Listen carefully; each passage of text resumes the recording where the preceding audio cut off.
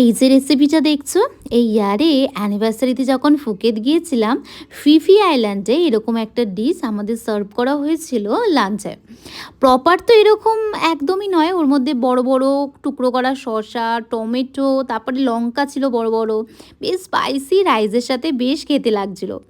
কাল ইভিনিংয়ে জানো তো ভীষণ স্পাইসি কিছু খেতে ইচ্ছে করছিল। ভাবলাম ফ্রিজে আনারস রয়েছে, ওটা দিয়ে কিছু একটা বানিয়ে খাই। তাই আনারসগুলোকে আমার মনের মতো করে টুকরো করে নিয়েছি। ওর মধ্যে অ্যাড করেছিলাম কাশ্মীরের চিলি পাউডার, চাট মশলা, আমচুর পাউডার, অল্প একটু ধনে গুঁড়ো, জিরে গুঁড়ো, পিঙ্ক সল্ট, আর তোমার অ্যাড করেছিলাম ব্রাউন সুগার। জানো তো আমার মনে হয় কাশ্মীর রেড চিলি পাউডারের সাথে ব্রাউন সুগারটা অ্যাড হয়ে এত একটা মিষ্টি কালার এসছে।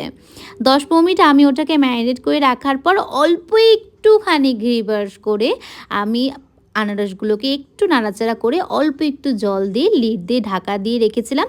আর গ্যাসের ফ্লেমটাকে একদম ধিমি আঁচে করে। তারপরে 5 থেকে 6 মিনিট পর আমাদের ইভিনিং স্ন্যাক্স একদম রেডি। তোমরা চাইলে এইভাবে রোস্ট করতে পারো, তবে হবে জানো তো, কিছু যদি চাও পরে হবে ভীষণ প্রবলেম দেখা যায়, সঙ্গে সঙ্গে হবটাকে দেখাতে হয়। তাই আমি আর গ্রিল বা রোস্টে যাইনি। তোমরা একবার ট্রাই করো, বেশ ভালো লাগবে। আজ আসি, কাল দেখা